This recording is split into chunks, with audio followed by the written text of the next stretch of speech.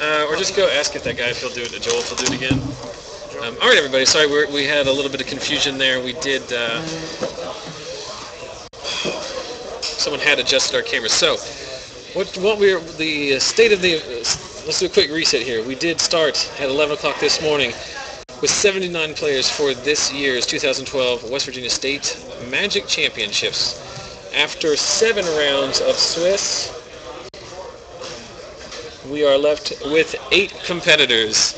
And unfortunately, I do not have the top 8 in front of me, but I will try to remember them from memory. We have Hunter Sumpter, who is playing Golgari Zombies at the 1 seed. He's followed in no particular order by his opponent here, Kazu Negri, who is playing a Miracles deck. John Tata, who's playing a John Ramp deck. Chad Miller, who is playing a Junk Reanimator deck. We have 2 Black-Red Rakdos Zombies decks in the top 8, Brandon Hodge and Andrew Miller. And who am I forgetting? And Andrew Faulkner, who won the win and in round 7 in his Grixis control deck. So the matchups for this round on camera are Hunter Sumpter and Kazu Negri. In the other quarterfinals, we have Brandon Hodge versus Andrew Miller in a Zombies mirror match. That will be over very quickly. The last one is the number 2 seed is Kenneth McLaughlin, the other person who could double draw in. He's playing a Bant aggro deck. So Kenneth and Chad are paired together. Andrew, and that's a Bant versus Reanimator. Zombies mirror. Andrew Faulkner with Grixis versus John Tata and John Ramp. And then our feature match, Miracles versus Golgari Zombies. So, for those of you who have been with us this entire time, we appreciate your patronage and commend your what's the word I'm looking for? Constitution. It's been a long day. It's been a long day for us here in the coverage team. It's been a long day for these players. So congratulations to all 8 of our top 8 competitors. We should be in for some good magic here to come. So big thanks to everyone who's watching. Big thanks to everyone who came out today. It was a great event. We've got 3 more rounds of magic action to go before we crown our 2012 state champion. So, interesting note here, Hunter Sumpter, if you'll see from his playmat, Hunter Sumpter, this is his 2nd consecutive West Virginia top 8. In the year prior, in 2010, he finished 10th. So, he's been close to this before. He is the number 1 seed going into the finals. Let's see if he can finally close the deal. We are waiting for final judge approval here to start. These rounds should be untimed, so go ahead and remove the clock. Once again, like I said, I want to thank everybody who's been watching in the Twitch stream. Make sure to follow us on Twitch to get email notifications anytime our stream goes live. So, looks like I've got the wrong... Just realized now that I have the wrong players up.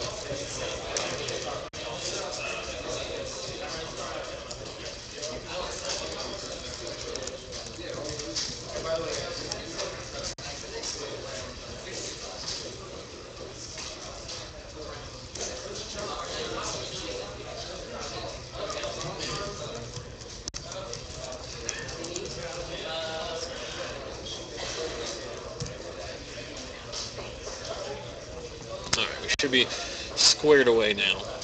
So it looks like Kazu is resolving his mulligan to 6 here. Interesting side note, of the 8 competitors, we had 3 representatives from the Lost Legion stores. We had 2 representatives from 4 Horsemen Comics in Morgantown, West Virginia. Spoke with those guys earlier this week. It's a good shop, so if you're in the area up there, it's definitely worth checking that out. We also had 2 representatives from Hometown Hobbies in Huntington, West Virginia, and then 1 lone straggler from Wheeling. So, good representation from every corner of the state. As Brett Rose shows up with 2 bonfires, I'm not going to ask any questions. Loan him out for today. Is he going to keep track of life for us? He was supposed to. He told me he was. Okay, I'm sure he will. These rounds are untimed, correct? Yes. No. Vince, you finished 10th. I know it's not what you wanted, but congratulations on a deep run. That's 69 spots better than I finished, although I was undefeated on the day. So, turn 1 we see Deathrite Shaman from Hunter, and we are fighting some glare here. I don't know if it's these players' specific sleeves or something that has happened after we had the camera. Little troll comes down there. Yep. Can you remember from the pairings, did I spell Kazu's name correctly? That's right. That's right? No, the first name's right. Mm-hmm. Earlier we were talking about the unintentional draw on game 1. You remember that in round 3 there was a draw that was in the first game? Kazu was in that game. Oh. So he turned around from that and made it all the way to the top 8. He did have to win his final game in turn 4 of turns to make it to the top 8. So the guys up in Morgantown, they have their own channel, sort of like this. Mm-hmm. And Kazu pilots some of the coolest decks I've ever seen. Mm-hmm. He has one in particular called Kazu Kami. Mm-hmm. That they have a video of, which is just a whole bunch of dudes that do a bunch of damage to you and to your opponent, like the demon that whenever it dies, it does like 3 to everyone or something. Sure. And he just came out with it really, really fast. I think he ended up winning the Friday Night Magic. I watched him play it. I definitely suggest looking up that video if you have free time. Yeah, I've never met Kazu before. I've been told he's a very good player. Obviously, you don't make it to the top 8 of this tournament without being good at what you're doing. So, for those of you who are asking in the chat, you've obviously missed previous explanations, but we don't mind recapping that. The field for the top 8 is 2 Rakdos zombie decks, 1 Golgari zombie deck, a Miracles deck, a Jund Ramp deck, a Bant Aggro deck, a Junk Reanimator deck, and who am I missing? And a Grixis Control deck. So there is your top 8. So just decks all over the place. Yeah, we have 1, 2, 3, 4, 5, 6, 7 archetypes represented in the top 8, which is the sign of a healthy format. Not entirely unusual at this point in the format. That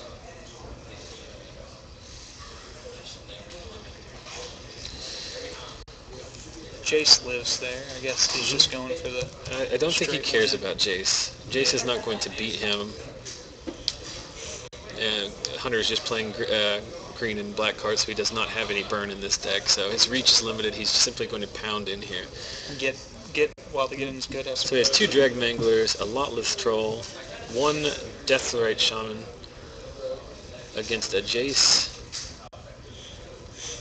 and now a Thragtusk. Seems like a pretty good... Does anyone know if this deck that Kazu is playing is his own deck? I've never seen this deck.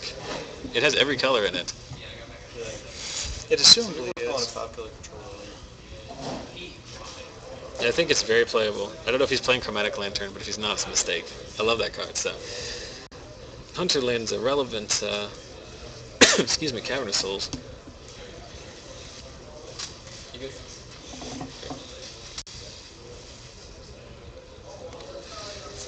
So all of his creatures are -1, -0 because of the Jace effect.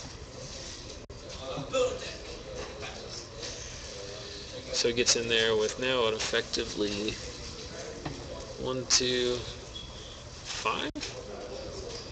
5 power?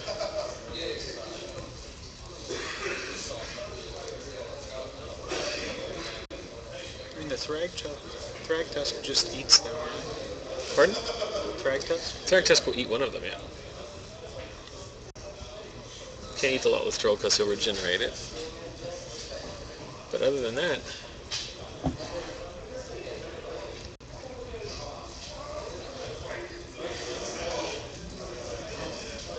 Now, Jace is actually showing some utility here.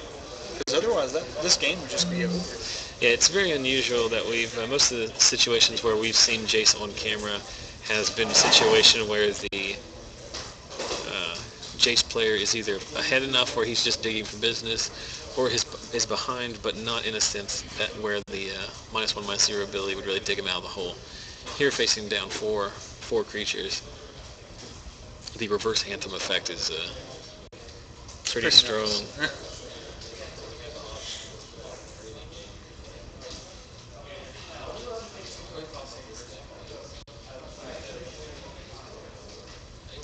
So, I don't know what's in Hunter's hand here, but he is considering something very carefully.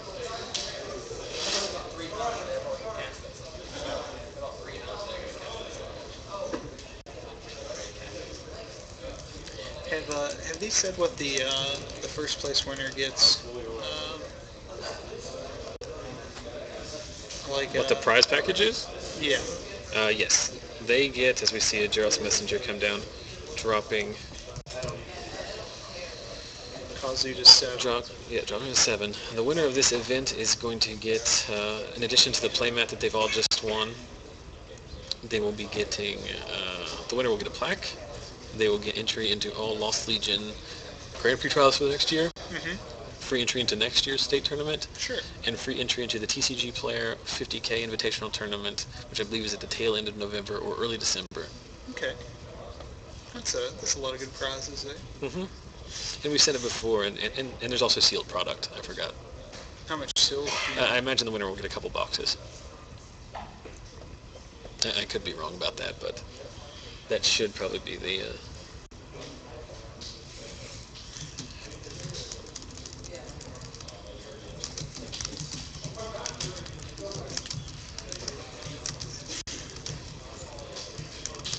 Does the Shaman currently have any targets, or are all the graveyards empty? They're both empty. Wow. That's,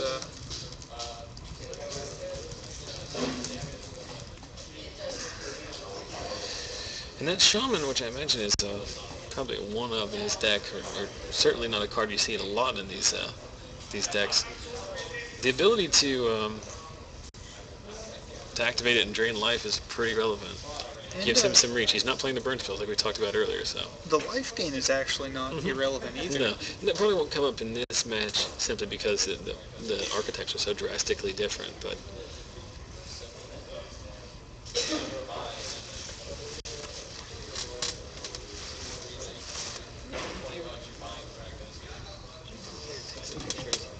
Just people watching the match.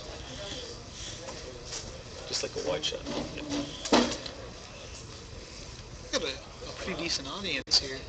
Yeah. There's not many people left in the event hall, but about 20 of them are gathered around the feature match area, so it does my heart good to know that we're adding a little bit of intrigue to this. And for those of you who are watching at home, Kazu drops down to 2 there. Yeah, and what is the card that... I think it was Ultimate Price. It's a black card that I haven't seen. I think that was Ultimate Price, and he just used the Shaman on it. But I could be wrong on that. I apologize, I got slightly distracted there, and we ended up missing the winning turn from Hunter.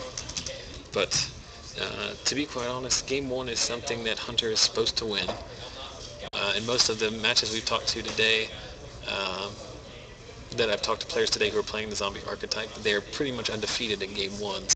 Yeah. And it's just a matter of their draws in Games 2 and 3 and what sideboard options they have for 2 and 3. We apologize, we do not have access to the players' deck lists because, as you can see, those are being used by the players themselves. So we will simply have to roll with the punches, so to speak, and assume that they're citing in typical cards for this kind of matchup. So, presumably, we'll see some good stuff like...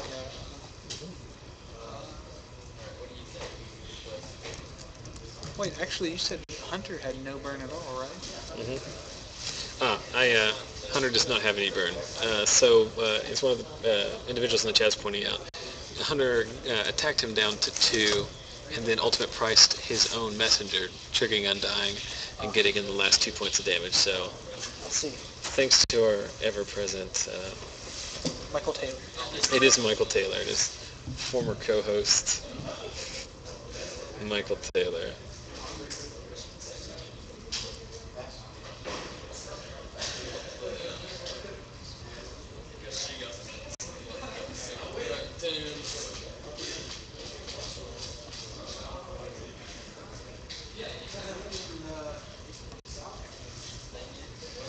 So we still got some sideboarding going on. We still have some sideboarding going on, and to be perfectly honest, gentlemen, we are losing a bit of steam here in the coverage booth. It has been a long day for those of you who watch our F&M stream or have been with us for several rounds and heard us whinging and moaning about it throughout the day.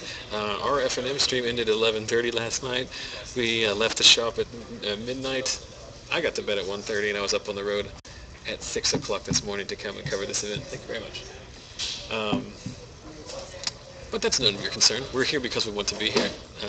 But that being said, I'm running out of steam. Only a few more left, right? Only a few more, and these matches should be relatively quickly because we're not waiting on time for anything.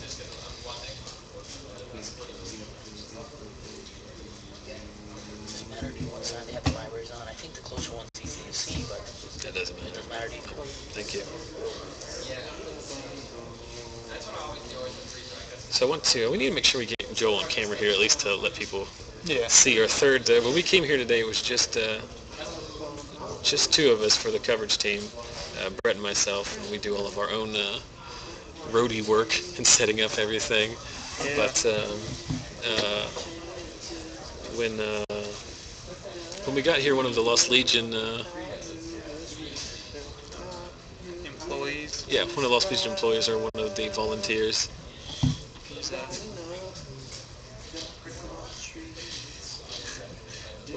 What are you singing? Got some Eye of the Tiger coaching us through this last year. We're getting some unsolicited serenading from Sam Hanna, but anyway, all joking aside, we do want to thank Joel. I don't know what Joel's last name is, but we'll get him in here before we leave, so at least he can have the warm fuzzy and feel good of being on camera. But he's been handling all of the table side busy work, I should say, maintaining life totals, providing proper tokens. He showed up with just a big box of tokens and said, "Here, if you need these, use them." So we definitely appreciate his help, as we appreciate everyone from Lost Legion who has basically made this event possible. So, you know what I saw over on that table in the way of tokens? There were 3 assassin tokens. There were 3 assassin tokens? There were 3 They've assassin actually tokens. got a giant bunch of tokens right there. Yeah. At the ready. Mm-hmm. Yeah, Joel had brought those. But 3 assassins token, those are hard to find. Yeah, $5 a piece. Is that You get are they parallel wise, by God, you need 6. I cannot argue with that. So. It's $30. Mm-hmm. Of course, you could just use a penny or any other random item you find. Or you could use a phage, which would probably be cheaper. Yeah. You just have ton of phages. Phage the Untouchable, cheaper than a token. That is true. So, taking a little bit more time to sideboard here than usual. A lot on the line. Yeah, these To guys be perfectly honest, we've played a long day of Magic. We definitely don't want to make any mistakes or to cost ourselves any silly mistakes. Yeah. Just and since you do have that's something that's very rarely available to players because it's only at the highest tier of events that you get access to your opponent's deck list in the top 8. So I'm sure it takes a certain amount of time to consider exactly what they have, exactly what they might. Because normally you sideboard for what your opponent shows you in game 1, and a leveling player will think about what they might bring in as well. But when you actually know what they have in their list, it poses another problem because now you have to figure out which exact cards are they bringing in. You might level yourself and think, all right, they're bringing in this, but then they actually don't. So it is a very convoluted situation. Have you ever, whenever you're sideboarding against someone that you've played a lot, do you ever think, I know that they know that I'm going to put this in, so I'm not going to put this in? I don't know if I'd go that deep, but I know as a former Red Deck Wins player that I would have a sideboard. I would sideboard out my Shrine of Burning Rage in a lot of game twos, rendering everyone's Revoke existences and Ancient Grudges useless. When I saw Slaughter games during some of the games today, I sided out 3 of my Invisible Stalkers, so when they Slaughter game me for Invisible Stalker, they won. Nah. Seems like a good trick. In Slaughter games, it's an interesting card. I've seen that as a one-up in a lot of sideboards today. It's very good against the control decks. Slaughter games try and treat the Angels Rex in a lot of these Miracles decks. It's uncounterable as well, which is why it's very important to diversify your high-end threats and finishers for these decks. We've seen, in the last game we saw Niv Mizzet and Nicol Bolas, and Planeswalkers. So Who dropped from Nicol Bolas? Andrew Faulkner, the Grixis control deck.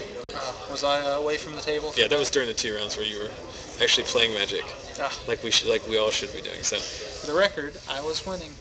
Excellent. For the record, it's actually. Yeah. So, looks like Hunter can't find a 6 he likes either. He's going down to 5. Obviously, with this much at stake and with this much work, and we don't want variance to inadvertently determine the winner. But such are the perils of playing Magic. Mulligans are a part of the game. So.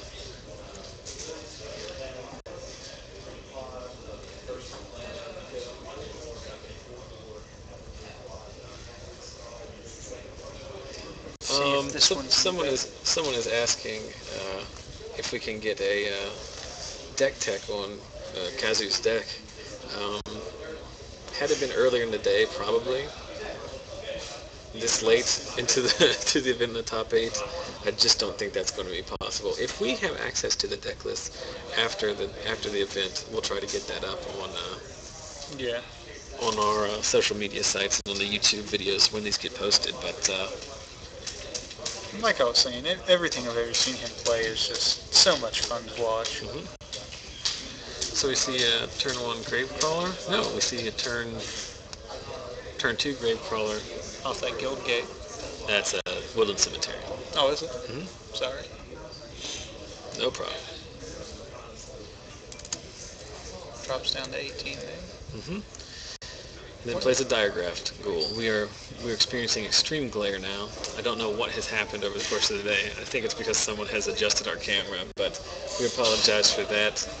But we should be able to make out these cards and keep you at least informed of what's going on if you can't see it for yourself. So, staring down 4 power zombies, Negri looks like he's playing his 4th land and determining what he wants to do. I see a Detention Sphere in his hand. He is untapping that Hallowed Fountain, and Supreme Verdict.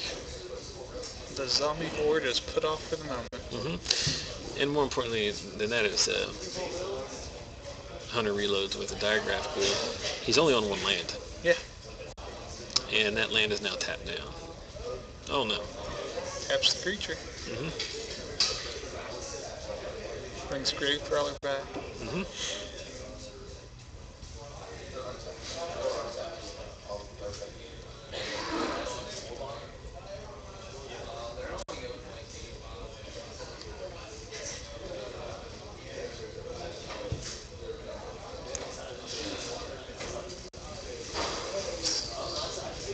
It's a Thragtusk.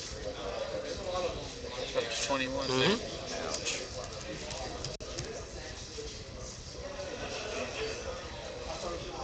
What?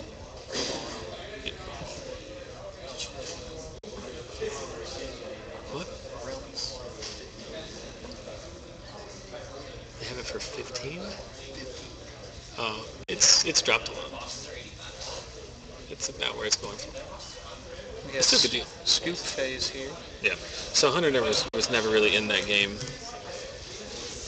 As I discussed something off camera, so I apologize for that. But yeah, that wasn't so much an example of Hunter winning as it was,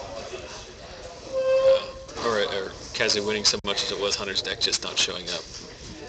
Mold to 5, only drawing 1 land. It does not come into play untapped. You know, On curve Supreme Verdict, so. He actually did a pretty well whitewash. for Yeah. I mean, he put up the best fight that those 5 cards could generate, but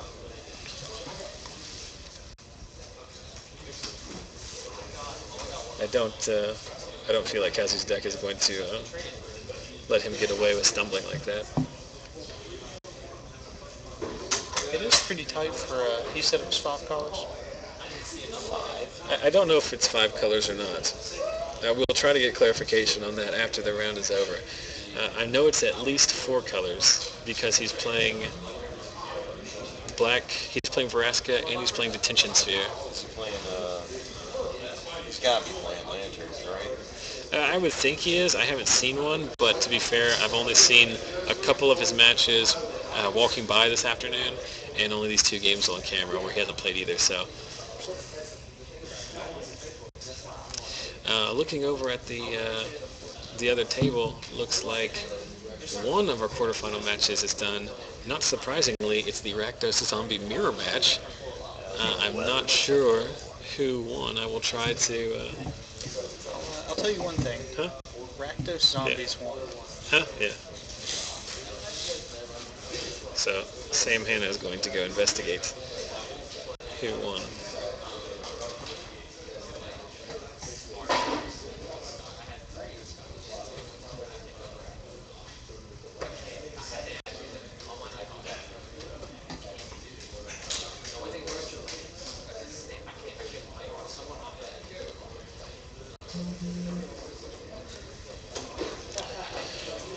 So, okay, so we're actually getting confirmation from the chat before Sam gets back that Andrew Miller lost, or Andy Miller, I should say. That match is almost entirely determined by who draws more bolts and who wins the die roll. So, Brandon Hodge, who guest commentated and who was able to double draw into the top 8, is now in the top 4. So congratulations to him. Congratulations to Andrew Miller for a strong showing in the top 8 performance here at States in 2012.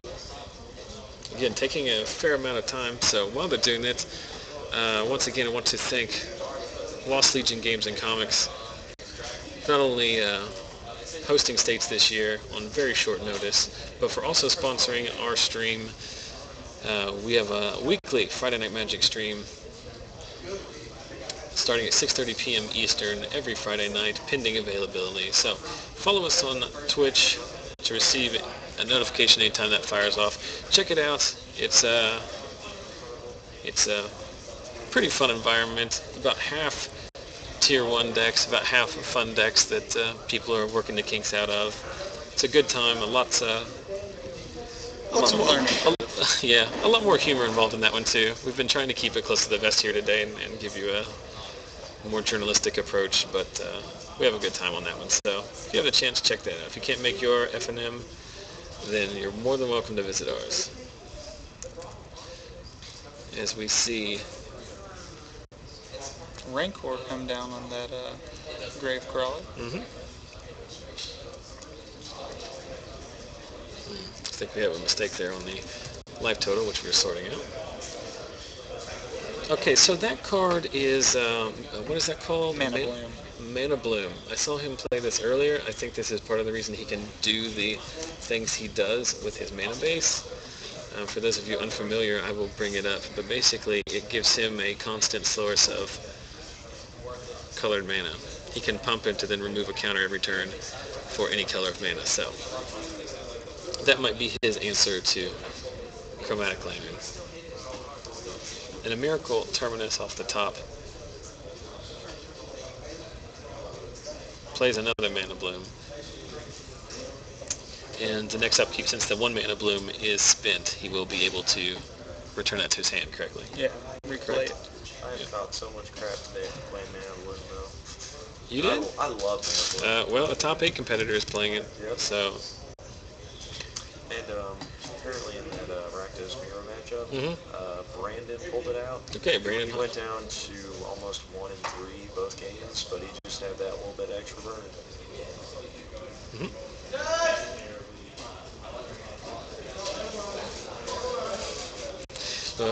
You may have heard off camera we had a judge call, which is funny because there's a table judge at the table where the judge was just called. So Someone's not aware of their surroundings. So one of my life goals is to go to one of these big events and actually need a judge. Mm-hmm. Because the noises people make are fantastic. And Yeah. I feel like I could just create a There is nothing more important when making a judge call than to do it with a resounding, unrelenting voice. And a lot of people have a lot of fun doing that, but it's very practical because the judge at some of these events, there's 1,500 people, Yeah. and he's not going to be able to hear you over ambient noise, so just scream it out. Here, when there's like 30 people in the room and there's a judge right next to you, you don't need to scream so much.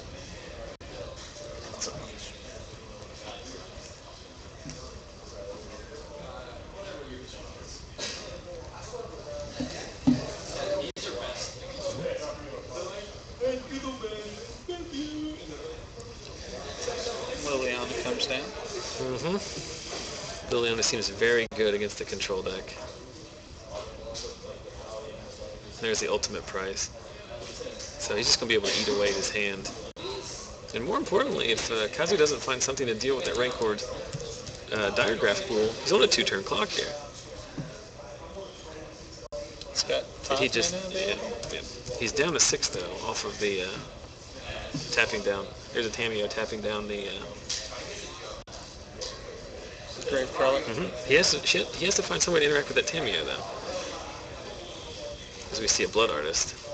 That seems pretty good. Mm-hmm. Is he going to sack his own dude? That doesn't seem good, right? No. I guess you can do that if you want to get the last point of burn in, but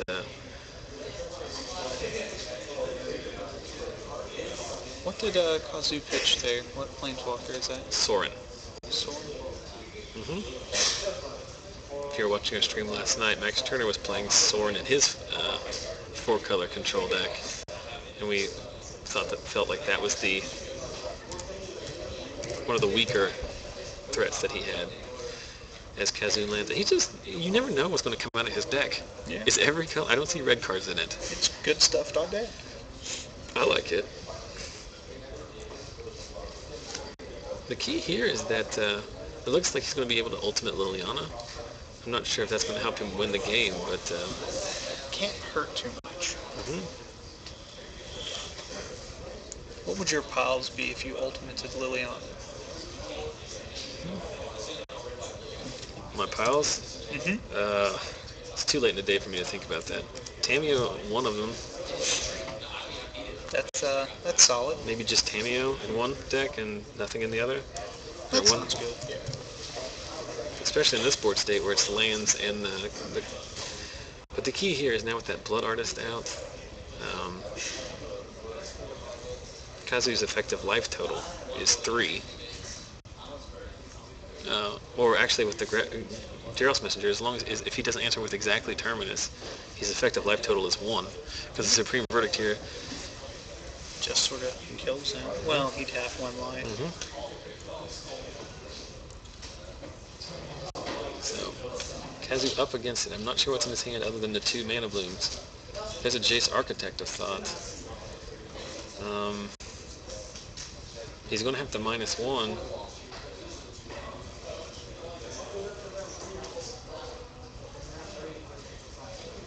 Two spheres and 2 Detention Spheres and a Supreme Verdict.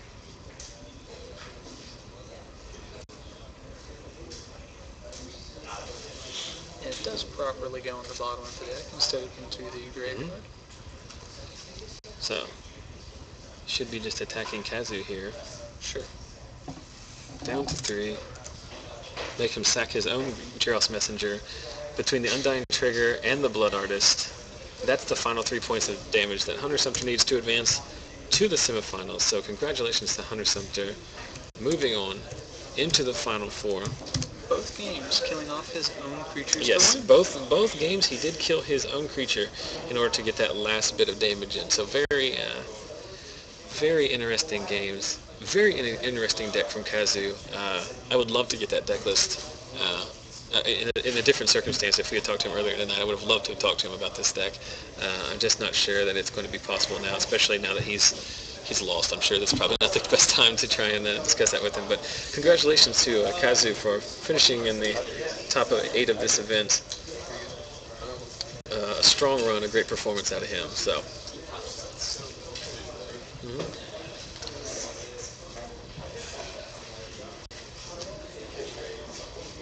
So, while we're doing this, it looks like we still have one match going on, which appears to be the Jund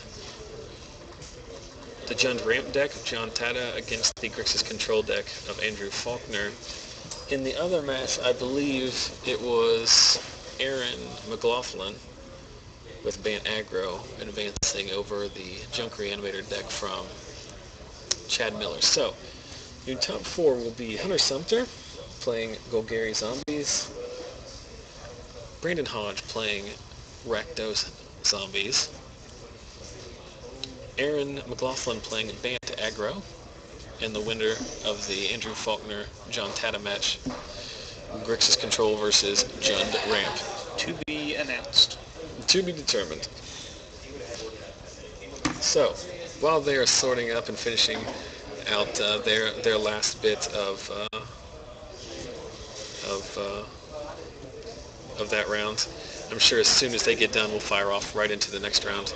But I will make one last plea. I apologize to those of you who see me put this on there and talked about it multiple times, but it would really help us if you enjoyed what you've been seeing today. If you could follow us on any of our social media outlets, YouTube, Twitter, Facebook, or Twitch TV.